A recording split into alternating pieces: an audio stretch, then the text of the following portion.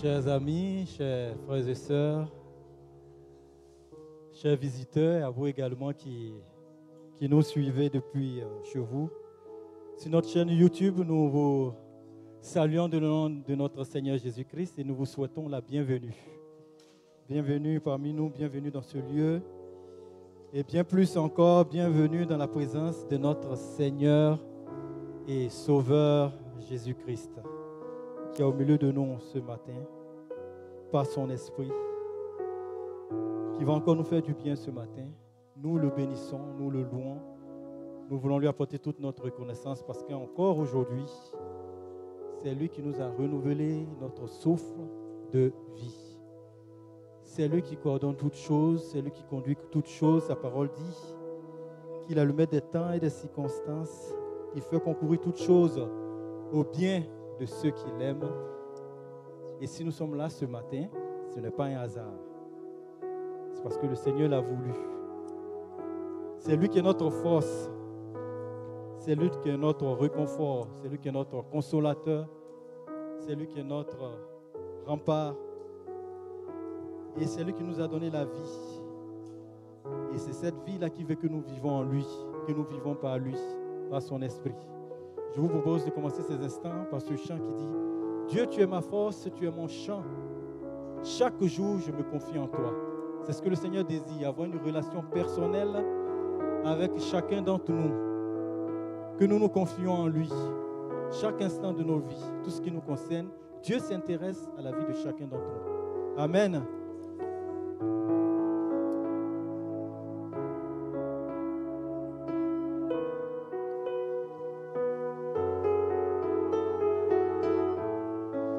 Oh, oh,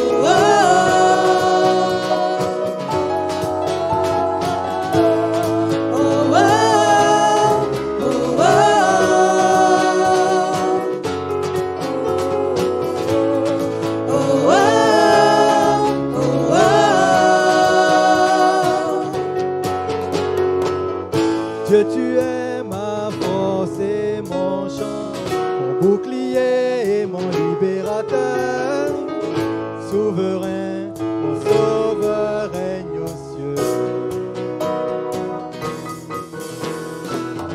Dieu, tu es ma force, mon appui, mon réconfort et mon plus tendre ami, un rempart devant mes ennemis. Malgré les ténèbres et les dangers qui m'entourent, je lève la voix pour affirmer ton amour. Je ne craindrai pas si tu es près de moi. Je suis venu pour te rencontrer, pour proclamer que tu es fort et puissant, nul ne peut te résister. Sois glorifié, Dieu, tu es fort et puissant, rien n'est impossible à toi, au roi des rois. Dieu, tu es fort et puissant, au-dessus de tous les noms, nous déclarons.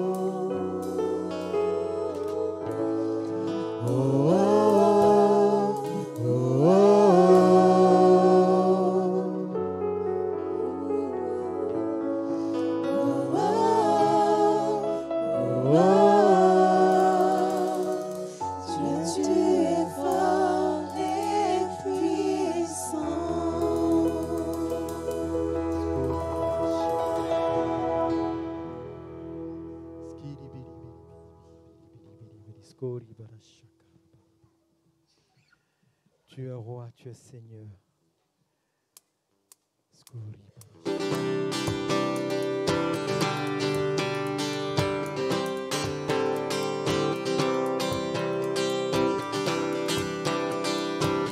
Tous ensemble.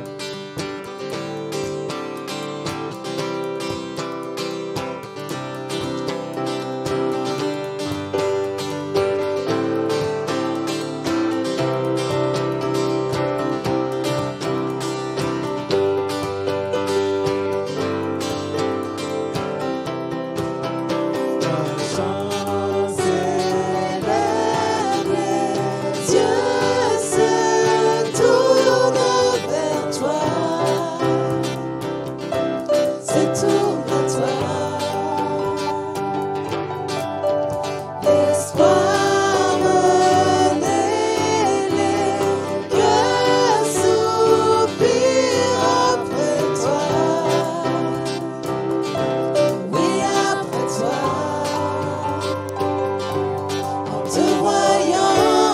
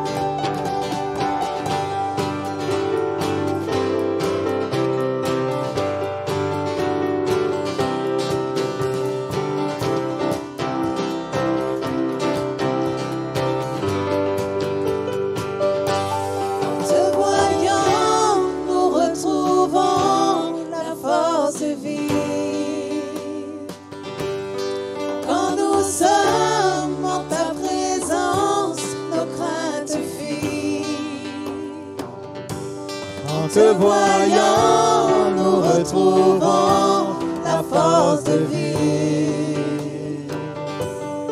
Quand nous sommes en ta présence, nos craintes fuient.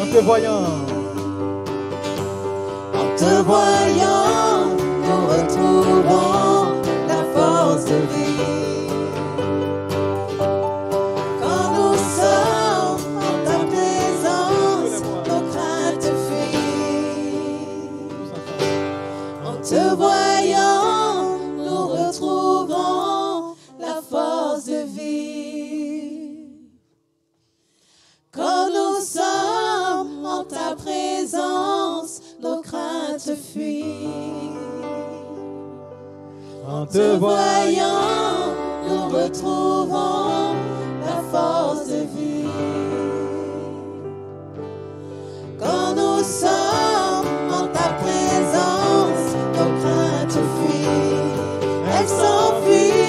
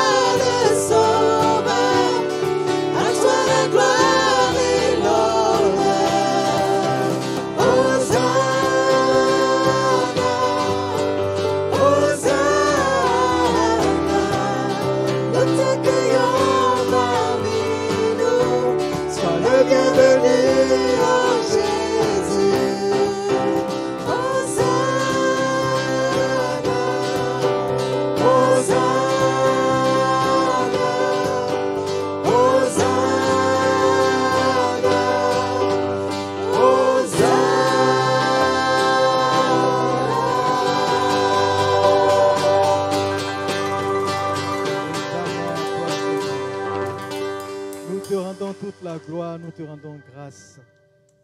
Nous te célébrons ce matin, nous t'élevons, parce que toi seul es digne. Toi seul es digne d'être adoré. À toi toute la gloire, à toi tout l'honneur.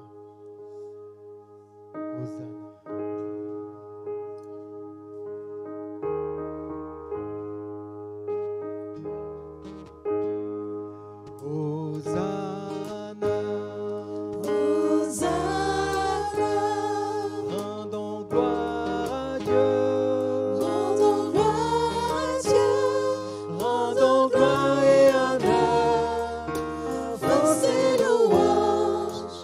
Celui qui est notre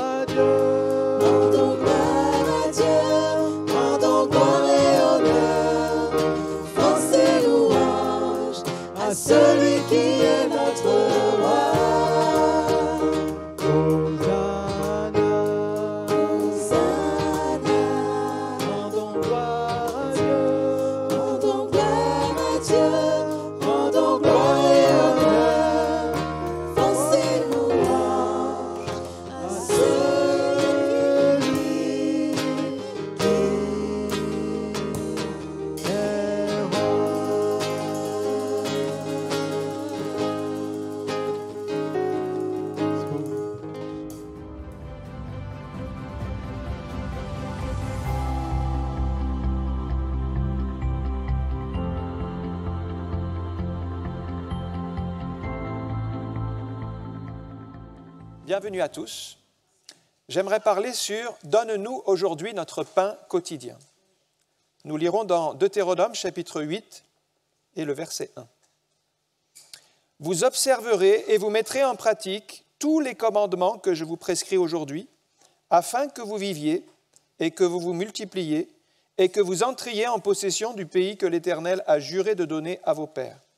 Souviens-toi de tout le chemin que l'Éternel ton Dieu t'a fait faire pendant ces 40 années dans le désert, afin de t'humilier, de t'éprouver, pour savoir quelles étaient les dispositions de ton cœur et si tu garderais ou non ses commandements. Il t'a humilié, il t'a fait souffrir de la faim, il t'a nourri de la manne pour que tu ne connaissais pas et que n'avaient pas connu tes pères, afin de t'apprendre que l'homme ne vit pas de pain seulement, mais que l'homme vit de tout ce qui sort de la bouche de l'Éternel. Ton vêtement ne s'est point usé sur toi, et ton pied ne s'est point enflé pendant ces 40 années. Reconnais en ton cœur que l'Éternel, ton Dieu, te châtie comme un homme châtie son enfant. Tu observeras les commandements de l'Éternel, ton Dieu, pour marcher dans ses voies et pour le craindre. Car l'Éternel, ton Dieu, te fera entrer dans un bon pays, pays de cours d'eau, de sources et de lacs qui jaillissent dans les vallées et dans les montagnes, pays de froment, d'orge, de vignes, de figuiers et de grenadiers, pays d'oliviers et de miel, pays où tu mangeras du pain avec abondance, où tu ne manqueras de rien, pays dont les pierres sont du fer et les montagnes duquel tu tailleras les reins. Lorsque tu mangeras et te rassasieras, tu béniras l'Éternel ton Dieu pour le bon pays qu'il t'a donné. Garde-toi d'oublier l'Éternel ton Dieu, au point que de ne pas observer ses commandements, ses ordonnances et ses lois que je te prescris aujourd'hui.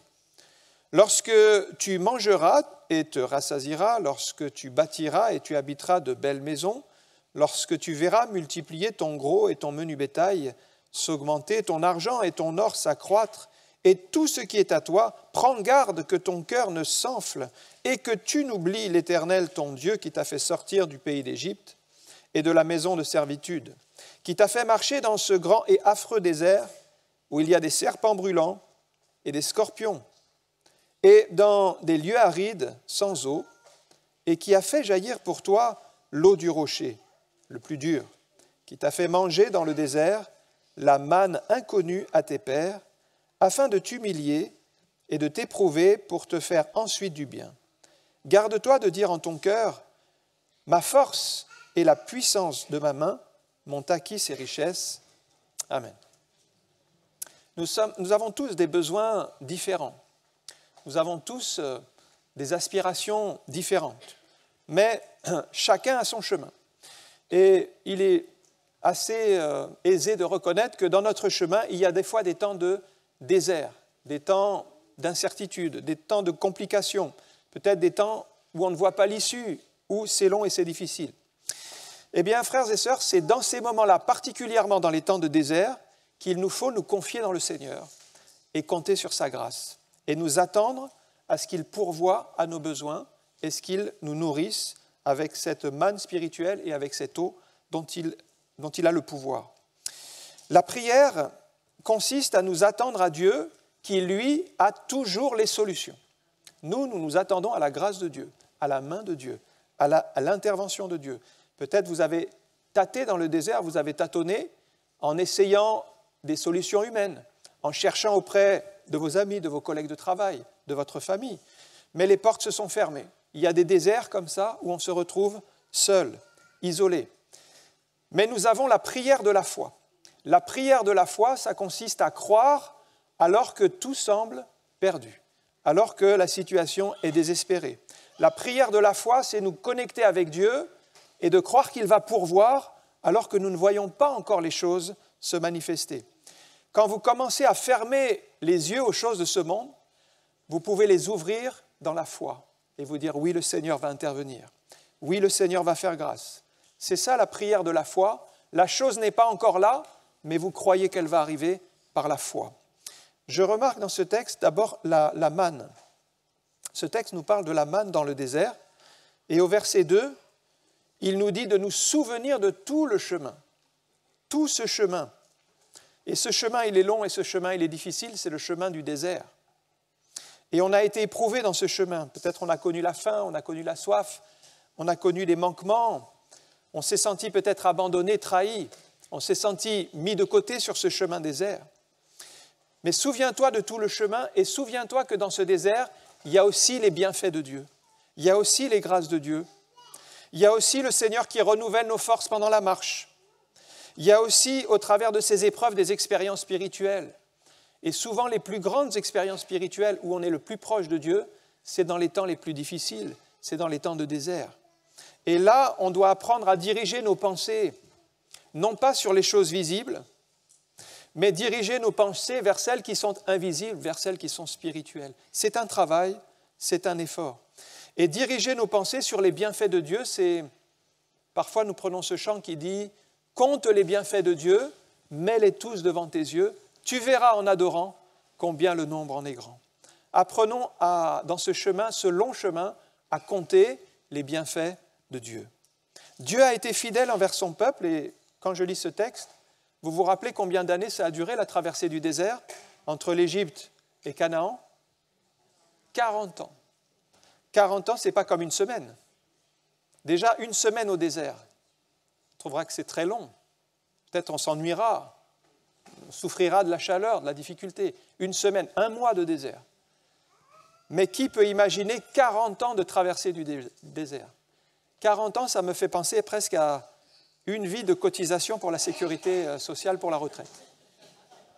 Mais ça augmente. Parce que c'est plus 40 aujourd'hui. C'est plutôt 43. C'est-à-dire que plus on s'en approche, plus elle semble s'éloigner.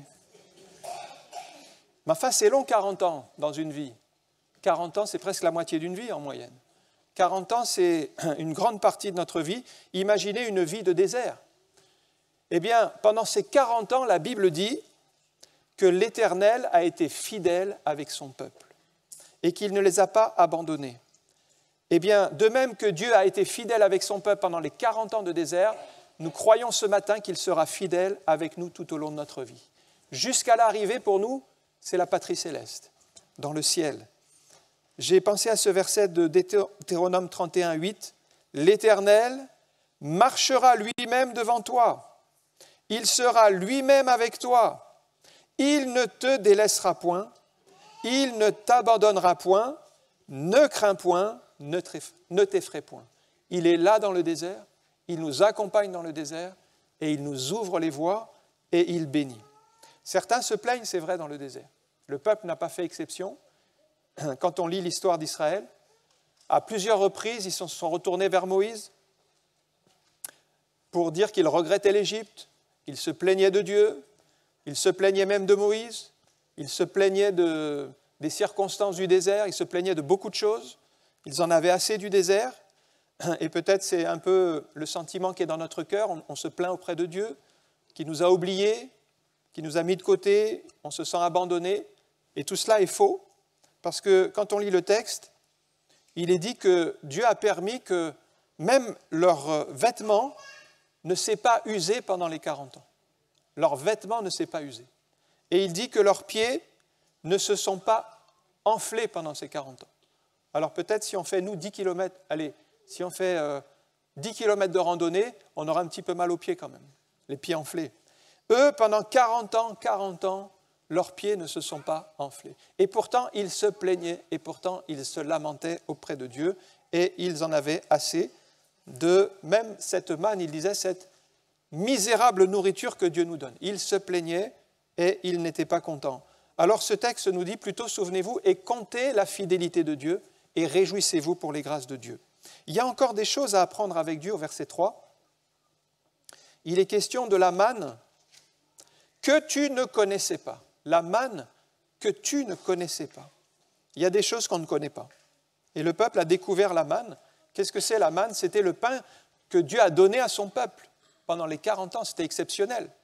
Tous les jours, sauf le jour du sabbat, Dieu donnait du pain du ciel à son peuple. Et ça a duré pendant 40 ans, précisément les 40 années de désert, puisque le jour où ils sont entrés en Canaan, la Bible dit que la manne a cessé le lendemain de la Pâque. Donc la manne a duré ces 40 ans. Eh bien, nous avons des choses à apprendre avec Dieu, c'est que la manne, pour nous, ça nous parle d'une autre nourriture, ça nous parle de la parole de Dieu qui est notre manne spirituelle, c'est-à-dire que nous allons nous nourrir de la parole de Dieu tout au long de notre vie, et ça va nourrir notre âme. De même que le peuple a été nourri de la manne, c'est-à-dire le pain de Dieu, de même nous allons nous nourrir de la parole de Dieu, et nous allons traverser le désert de ce monde jusqu'à l'arrivée à la terre promise qui est pour nous la patrie céleste. La seule source de renouvellement, le seul réconfort que l'on va trouver dans ce monde, c'est dans la parole de Dieu. Frères et sœurs, lisons la parole de Dieu, lisons-la tous les jours, ne serait-ce que quelques versets si vous n'avez pas le temps, mais prenez le temps, 1 chapitre, 2 chapitres, 3 chapitres, prenez le temps de lire la parole de Dieu de manière suivie. Ça sera votre nourriture, ça sera l'élément réconfortant, ça sera votre force. Au verset 5, il est question maintenant du châtiment que Dieu donne dans le désert. Oui, il donne la nourriture, il nous donne le pain nécessaire, mais en même temps, il nous châtie pour notre bien. Reconnais en ton cœur que l'Éternel, ton Dieu, te châtie, comme un homme châtie son enfant. Oui, parce que certains se fâchent quand Dieu nous châtie. Quand Dieu les châtie, ils se fâchent. Ils trouvent que ce n'est pas normal, et ce n'est pas juste. Et pourquoi moi? Mais est-ce qu'un enfant, il n'agit pas de même quand ses parents le reprennent, quand ses parents le punissent, ils ne sont pas contents, ils ne sont pas d'accord. Mais en réalité, c'est toujours pour leur bien, c'est pour les mener dans la bonne voie. Et quand on reproche à Dieu de nous punir, de nous faire du mal, eh bien, c'est qu'on est des enfants ingrats, c'est qu'on est des enfants rebelles, des enfants insoumis. Mais quand on reconnaît qu'il nous châtie pour notre bien, c'est que nous sommes des enfants disciplinés, des enfants qui ont compris la main de Dieu. Alors nous devons, en nous approchant de Dieu, reconnaître qui il est et nous humilier devant sa face. Reconnaître que par ces épreuves, il va nous façonner, nous transformer. Vous voyez, je prends l'exemple du sculpteur, un sculpteur qui travaille la pierre. Pour travailler la pierre, il va donc tailler dans le roc et il va faire sauter des morceaux de pierre.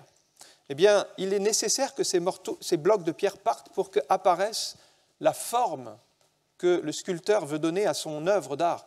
Il est nécessaire de faire sauter ces morceaux-là. Et bien sûr, Dieu, c'est notre divin potier, il va faire disparaître de nous des choses qui ne sont pas bonnes. Dans notre caractère, dans nos pensées, dans notre manière de vivre, nous avons des choses à transformer. Si on ne comprend pas l'enjeu du châtiment de Dieu qui est bon, on va être toujours frustré et on va toujours se plaindre en disant « c'est pas juste ». Pourquoi moi? Et puis encore ces épreuves et les difficultés que Dieu permet, etc. En fait, on ne comprend pas, comme un enfant gâté qui ne comprend pas qu'il est repris par ses parents parce qu'il doit être discipliné. Eh bien, nous sommes à ce moment-là à côté du plan de Dieu. Donc nous devons le reconnaître. Verset 11. Nous garder d'oublier l'Éternel, garde-toi d'oublier l'Éternel ton Dieu, car lorsqu'on oublie le Seigneur, notre ferveur même diminue. L'amour pour Dieu diminue et nous n'avons plus l'enthousiasme. Nous n'avons plus le désir de nous rassembler, d'aimer nos frères, nos sœurs, de servir. Alors on n'arrive plus à lire la Bible, on n'arrive plus à prier, on dégringole. Avec le temps, c'est une lassitude qui s'installe. Quand vous oubliez Dieu, votre esprit finit par se détourner des commandements de Dieu et vous aimez le monde et les choses du monde. Vous poursuivez vos pensées. Mais notre part, c'est quoi? Bien, c'est de nous souvenir constamment des paroles de Dieu, de l'entretenir dans notre esprit, dans notre cœur. Le désert aussi est hostile, au verset 15. Il nous fait marcher par ce désert qui est grand et affreux, dit le texte. Un grand et affreux désert, ça veut dire qu'on a l'impression qu'on ne sortira jamais de cet endroit. À nos yeux, il est hostile. À nos yeux, il est long. Il ne termine jamais. Et c'est essentiel quand on est dans le désert de développer une autre vision, parce que c'est vrai, c'est grand et c'est affreux, mais si vous marchez uniquement par la vue, si vous ne voyez que les choses difficiles, si vous ne voyez que les choses qui ne fonctionnent pas et que les problèmes qui vous arrivent, en fait, vous allez être vite découragé dans votre marche chrétienne, vous allez vite abandonner. Or, dans le désert, il nous faut apprendre à voir les bonnes choses que Dieu permet, c'est-à-dire à voir la manne. Nous devons voir la manne, la parole de Dieu qui nourrit. Nous devons voir l'eau du rocher. Derrière l'eau du rocher, nous voyons Jésus-Christ qui pourvoit à nos besoins. Nous développons une vision spirituelle. Dans le désert, nous voyons la main de Dieu, nous voyons la grâce de Dieu. Et c'est ça qui nous permet de traverser le désert. C'est comme ça que le peuple a tenu 40 ans, avec la manne, avec l'eau du rocher. Il y a 2 dangers permanents dans le désert, dit le texte. Premièrement, ce sont les serpents brûlants. Alors, c'est traduit aussi des serpents venimeux. Et nous savons qu'un serpent, il peut, avec son venin, tuer un adulte en moins de 2 heures. Les plus puissants, comme le mambra noir, il est capable de tuer un adulte en 2 heures. Et puis, ça c'est le premier danger, les serpents sont nombreux. Mais il y a aussi des scorpions dans le désert. Il dit il y a des scorpions, 3e animal le plus meurtrier, et ils sont là. Donc, les serpents, les scorpions. Et pour nous, ça nous parle de nos ennemis qui sont invisibles. Ils sont là et ils attendent pour nous détruire. Alors c'est pour ça qu'on ne doit pas marcher par la vue, mais par la foi, revêtir les armes de Dieu, avoir sur nous toutes les armes nécessaires pour le combat spirituel, parce que les serpents, les scorpions, ils sont toujours là dans le désert et ils cherchent à nous nuire. Restons toujours humbles après la victoire, à la fin de ce texte. Garde-toi de dire en ton cœur, au verset 17, « Ma force et la puissance de ma main m'ont acquis ces richesses. » Et là, je crois que c'est par ma force, c'est par mes capacités que je m'en suis sorti. Le problème du peuple d'Israël, c'est qu'il tombait dans cette forme d'orgueil et qu'il ne reconnaissait pas que c'était grâce à Dieu qu'il avait tout eu. À un moment donné, le peuple était tellement sûr de lui, lorsqu'ils avaient remporté la victoire à Jéricho, de manière extraordinaire, en faisant le tour de la ville, 7 fois les murailles s'étaient effondrées, ils avaient conquis Jéricho, qui était une forteresse imprenable, mais c'était par la main de Dieu. Et derrière Jéricho, il y avait une nouvelle ville qui s'appelait Haï. Et dans cette ville-là, ils ont dit, c'est pas la peine d'envoyer tout le peuple, ils disent à Moïse, vu la victoire qu'on a eue à Jéricho, ils étaient un petit peu orgueilleux, ils disent, c'est pas la peine, envoie simplement 3000 personnes, ça suffira, et on va vaincre Haï. Ils étaient dans l'orgueil, ils étaient dans la fierté, ils étaient dans la vanité. Et pourtant, c'était des croyants. En plus, parmi eux, il y en avait un qui avait désobéi, il fallait dévouer tout par interdit à Jéricho, puis lui, il avait récupéré des vêtements, il avait récupéré de l'or, il fallait normalement tout détruire. Donc, il y avait de la désobéissance, il y avait de l'orgueil, il y avait de la vanité, et ils se sont dit, nous, Dieu est avec nous, on y va, à 3000, on va remporter la victoire. Eh bien, ça a été une catastrophe, Haï, ça a été une défaite, et ils ont perdu des soldats dans cette attaque, et ils sont revenus, ils ont prié, ils ont cherché l'Éternel, et ils se sont humiliés, et ils ont compris qu'il fallait remettre en ordre. S'humilier, chercher l'origine du problème qui était l'interdit, il y avait de l'interdit dans le peuple à cause de la désobéissance, et alors après ils sont repartis, et ils ont eu la victoire. Mais nous n'aurons pas toujours des victoires si nous ne mettons pas notre vie en ordre, si nous ne sommes pas humbles. Garde-toi de dire en ton corps, c'est par ma force, c'est par ma puissance que j'ai réussi. Non. Déjà, c'est l'orgueil, et même l'orgueil, c'est le premier péché du diable. Lorsque Lucifer a été créé, qui était un ange de lumière, un des plus bels anges de la création, c'est l'orgueil qui lui est monté à la tête. Il a dit, mais moi, je voudrais bien être l'égal de Dieu, j'aimerais être l'égal de Dieu.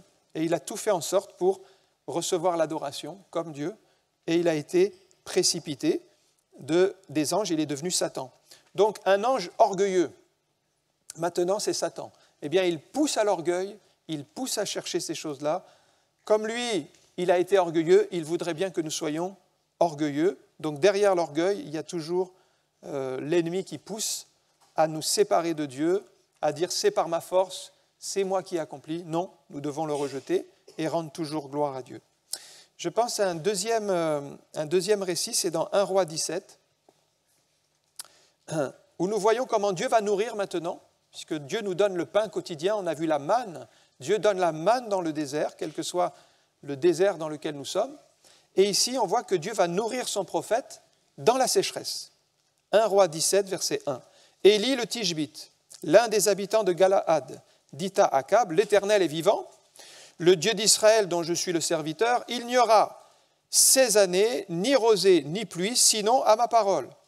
Et la parole de l'Éternel fut adressée à Élie en ces mots, pars d'ici, dirige-toi vers le torrent et cache-toi près du torrent de Kérit, qui est en face du Jourdain.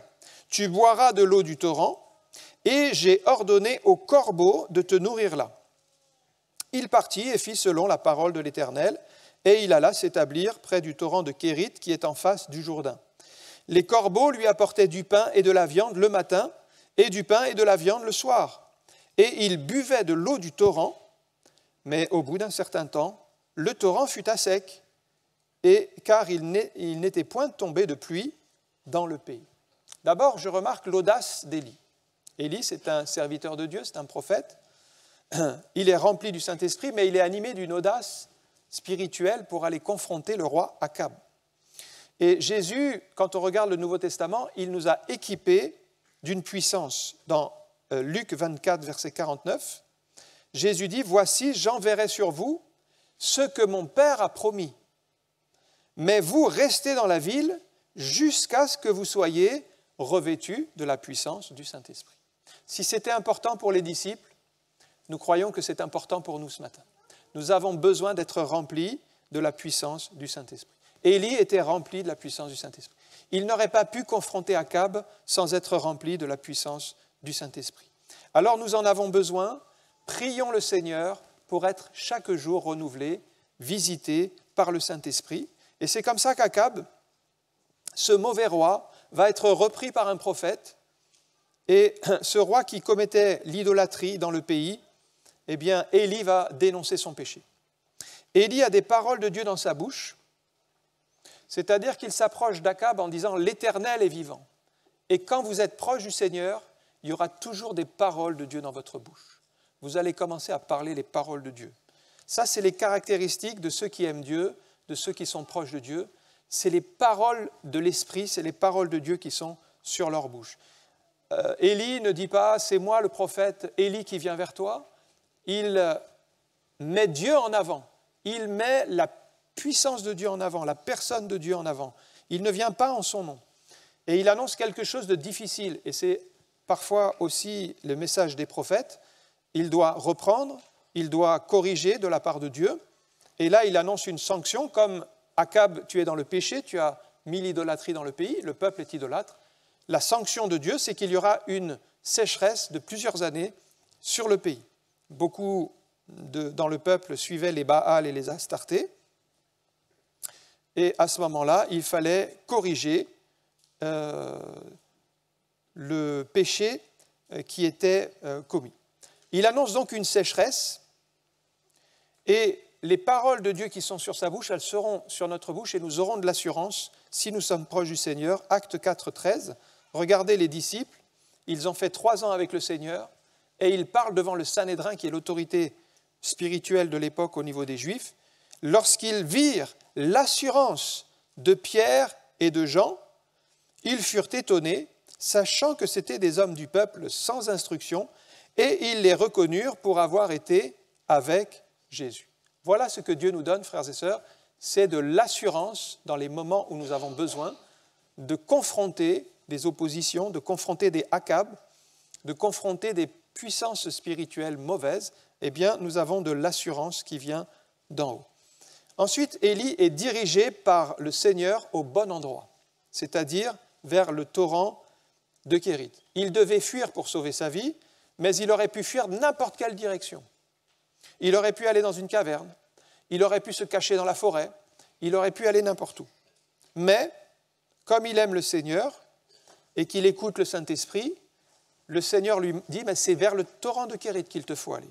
Et c'est comme ça qu'il est conduit par Dieu pour aller au bon endroit. Et moi, je crois qu'il y a un torrent pour chacun de nous. Il y a un torrent de Kérit quelque part, et Dieu va nous conduire au bon endroit, et là, nous serons protégés pendant la sécheresse. Et d'ailleurs, pendant tout le temps de la sécheresse, il est auprès du torrent, donc il a de l'eau, et il va être nourri par les corbeaux. Dieu pourvoit à nos besoins. Élie pouvait se demander, mais comment vais-je faire dans ce torrent? Il n'y a pas de magasin à côté, il n'y a pas de quoi se nourrir. Mais vous croyez que Dieu nous envoie quelque part pour nous mettre dans une impasse? Dieu avait déjà la solution pour son serviteur. Il avait déjà prévu les corbeaux qui allaient venir lui apporter la viande et le pain. Donc si Dieu vous dirige vers un endroit, croyez bien qu'il a déjà prévu toutes les solutions pour que vous puissiez être protégés et nourris. Ce n'est pas parce que vous ne les voyez pas, parce que quand elle y arrive, il n'y a rien, mais en fait, Dieu sait déjà comment il va faire. Donc faisons confiance au Seigneur. Ainsi, ce texte nous montre que Dieu est souverain sur sa création. Vous voyez, les corbeaux, c'est étonnant quand même. Parce que dans la Bible, les corbeaux, c'est impur. Ce sont des animaux impurs. Les manières de faire de Dieu, elles ne sont pas les nôtres. Peut-être on aurait choisi une colombe. On aurait choisi un animal un peu plus... la colombe, c'est la paix. La colombe, c'est le symbole du Saint-Esprit. Mais un corbeau, ce n'est pas très joli, mais aussi c'est un animal impur. C'est un animal impur. Donc pour les Juifs, il ne fallait surtout pas avoir de contact avec un corbeau. Eh bien, Dieu décide d'utiliser des corbeaux pour nourrir son prophète. Donc Dieu nous prend à contre-pied. Et si vous cherchez à comprendre les méthodes de Dieu, vous serez vite bloqué dans vos raisonnements, parce que vous direz, oui, mais attendez, le corbeau, il dit, mais Dieu, le corbeau, c'est un animal impur, je ne vais quand même pas manger. Mais c'est Dieu qui l'envoie. Et Dieu, voilà, il utilise des choses que lui désire utiliser. C'est à nous d'accepter. La Bible dit que Dieu est au ciel et il fait tout ce qu'il veut. On ne peut pas tout expliquer comment Dieu fait. On ne peut pas expliquer pourquoi il choisit l'un et pas l'autre, pourquoi il va choisir des corbeaux et pas des colombes. Mais en tout cas, on sait que ce que Dieu fait est bien et il nous faut l'accepter. Pas essayer de raisonner, mais accepter que les choses viennent par des corbeaux. Et peut-être pour vous, ça sera pareil. Il y a des corbeaux qui vont arriver. Et les corbeaux, c'est peut-être des personnes que vous ne connaissez pas. C'est peut-être des personnes que vous méprisez, des personnes qui pour vous n'ont pas de valeur. Un peu comme ces animaux impurs. Vous ne les auriez jamais choisis, mais Dieu a choisi des corbeaux pour vous, et c'est ceux-là qui vont venir vous aider dans les moments de besoin. Le plan de Dieu n'est pas statique. En lisant ce texte, on pourrait se dire avec Élie, mais je suis au bon endroit. J'ai l'eau et j'ai les corbeaux, matin, soir, j'ai du pain, de la viande. Donc il aurait pu rester là toute sa vie à la limite. Mais au bout d'un moment, le torrent est à sec et les choses s'arrêtent. Donc, qu'est-ce qu'on va faire?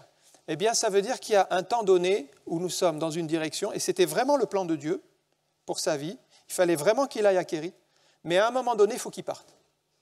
Et nous aussi, il faut comprendre qu'on n'est pas définitivement dans un endroit où Dieu nous a placés par Dieu, mais c'est pour un temps, et après, il y a une autre étape, et il lui fait comprendre, parce qu'au bout d'un certain temps, verset 7, le torrent est à sec, il n'y avait point de pluie dans le pays, et maintenant, il fallait changer de direction. Et si vous lisez la suite, vous voyez qu'il va être dirigé vers Sarepta, où là, c'est une veuve qui va le nourrir. Donc, il y avait une autre étape dans le plan de Dieu pour sa vie. Maintenant, si vous vous dites, moi, je reste là, je reste au torrent de Kérit, c'est là où il y a les corbeaux, c'est là où il y a l'eau, peut-être que Dieu va faire revenir de l'eau maintenant, ou va faire encore venir des corbeaux. Non, c'était un temps, c'est arrêté, c'est un peu comme la manne. La manne s'est arrêtée, vous pouviez attendre la manne, au bout de 40 ans, c'est arrêté, c'est fini. Eh bien là, les corbeaux, c'est fini, l'eau du torrent, c'est fini, il y a une autre étape, et il nous faut être prêts aussi à être à l'écoute de Dieu, et de ne pas rester bloqué en se disant, bon, Dieu m'avait dit ça, donc je reste là et je me bloque là. Non, restons à l'écoute de Dieu, comme Élie, il est parti, et il a connu une autre étape, une autre direction dans sa vie. Il dépendait toujours de la voix de Dieu. Je termine avec un dernier exemple, c'est dans l'évangile de Jean au chapitre 6, c'est la multiplication des pains. Dans Jean chapitre 6, on connaît bien ce récit de la multiplication des pains. Les disciples étaient auprès du Seigneur, et une grande foule était là et il fallait la nourrir. Dans Jean chapitre 6, verset 1. Après cela, Jésus s'en alla de l'autre côté de la mer de Galilée, ou mer de Tibériade. Une grande foule le suivait, parce qu'elle voyait les miracles qu'il opérait sur les malades. Jésus monta sur la montagne, et là il s'assit avec ses disciples. Or, la Pâque des Juifs était proche. Ayant levé les yeux et voyant une grande foule qui venait à lui, Jésus dit à Philippe, « Mais où achèterons-nous des pains pour que les gens aient à manger ?» Il disait cela pour l'éprouver, car il savait ce qu'il allait faire. Philippe lui répondit, les pains qu'on aurait pour 200 deniers ne suffiraient pas pour que chacun reçoive un peu. Un de ses disciples, André, frère de Simon-Pierre, lui dit, il y a ici un jeune garçon qui a 5 pains d'orge et 2 poissons. Mais qu'est-ce que cela pour tant de gens ? Jésus lui dit, faites-les asseoir. Et il y avait là, dans ce lieu, beaucoup d'herbes. Et ils s'assirent donc au nombre de environ 5000 hommes. Puis Jésus prit les pains et rendit grâce, et les distribua à ceux qui étaient assis. Et il leur donna de même des poissons autant qu'ils en voulurent. Et lorsqu'ils furent rassasiés, il dit à ses disciples, ramassez les morceaux qui restent, et que rien ne se perde. Et ils ramassèrent donc, et ils remplirent 12 paniers avec les morceaux qui restèrent des 5 pains d'orge, après que tous eurent mangé. On voit ici que les disciples, d'abord, ils veulent renvoyer la foule, ce qui paraît logique, puisqu'il n'y a rien à manger, le lieu est désert, ils sont très nombreux, il est tard, ça ne sert plus à rien de rester. Les disciples donc ont un raisonnement parfaitement logique, ils disent au Seigneur, renvoie la foule. Entre parenthèses, ils savent eux-mêmes dans leur logique qu'est-ce que le Seigneur devrait faire. Et nous aussi, dans notre propre logique, on sait très bien comment Dieu devrait faire, dans beaucoup de situations. Mais Jésus les reprend et leur dit, mais ce n'est pas la peine de les renvoyer, donnez-leur vous-même à manger. Et là, les disciples se regardent et disent, mais comment on va faire ? Ça n'est pas logique. On ne peut pas leur donner à manger. L'ordre de Jésus n'est pas logique sur le plan de la logique humaine, mais il est logique sur le plan d'une autre logique, et on peut parler de la logique de la foi. La logique de la foi, elle est différente de la logique humaine. Et dans la logique de la foi, vous obéissez sans tout comprendre, vous croyez les promesses de Dieu, et vous voyez le miracle s'accomplir. Ça, c'est une autre logique. Et Jésus, lui, il se place sur la logique de la foi, et il dit, mais donnez-leur vous-même à manger. Dans cette logique-là, c'est possible. Au verset 6, il est dit que Jésus éprouvait la foi de Philippe. Et Jésus, parfois, éprouve notre foi. On aime bien être tranquille, nous. On aime bien qu'il n'y ait pas d'épreuve et qu'il n'y ait pas de difficulté. Il n'y a pas de défi. Mais Jésus éprouve la foi de Philippe. Où achèterions-nous des pains pour que ces gens aient assez à manger ? Comment on pourrait faire ? Mais il n'y a pas de solution. Et Philippe raisonne avec 200 deniers, c'est-à-dire 200 jours de salaire, on n'aurait pas assez pour payer le pain pour cette multitude. Et en regardant notre situation, le peu que nous avons, nous disons, mais Seigneur, on ne pourra jamais y arriver. C'est la conclusion de Philippe, ce n'est pas possible. Mais Dieu veut nous apprendre à changer de regard, à ne pas regarder le peu que nous avons, mais à regarder notre grand Dieu qui pourvoit. Et il fallait se détacher des difficultés pour regarder vers Dieu. Une autre vision, la vision du miracle. Verset 9, André, lui, il vient avec une autre solution, il dit, mais moi j'ai trouvé un enfant, il a 5 pains et 2 poissons. En même temps, il apporte ça au Seigneur, il dit, mais qu'est-ce que ces 5 pains et 2 poissons avec la multitude qui est là ? Ça ne marchera jamais. Mais je remarque qu'en tâtonnant et en cherchant dans le peu qu'ils ont, en fait, ils sont conduits à donner à Jésus les 5 pains et les 2 poissons, mais il fallait le faire. Parce que s'ils n'avaient pas cherché les 5 pains et les 2 poissons, il n'y aurait pas eu la multiplication des pains et des poissons. Il fallait donc apporter le peu qu'ils avaient au Seigneur, c'était la base du miracle, et commencer à faire confiance au Seigneur et lui donner les 5 pains et les 2 poissons. Donc ne méprisons pas les petits commencements. Jésus attend toujours le premier pas de foi. Alors c'est peut-être un petit pas de foi qu'on va faire, on va apporter au Seigneur le peu que nous avons, mais en fait le Seigneur va utiliser cela pour faire son œuvre. Et le Seigneur fait asseoir les gens par rangées de 50, c'est-à-dire qu'il s'attend par la foi à une distribution massive. Donc on répartit les gens par 50 pour la distribution. Il n'y a toujours pas de multiplication des pains, mais Jésus s'attend à la multiplication des pains et il sait qu'elle va arriver. Donc ça nous parle que nous ne devons pas vivre seulement dans le présent, mais vivre avec l'espérance que Dieu va faire quelque chose. Dieu va faire la multiplication. Donc je prépare déjà les choses pour la multiplication qui arrive. Ça, c'est l'attitude de Jésus. Jésus, au verset 11, il tourne les yeux vers Dieu et il rend grâce alors qu'il n'a que 5 pains et 2 poissons.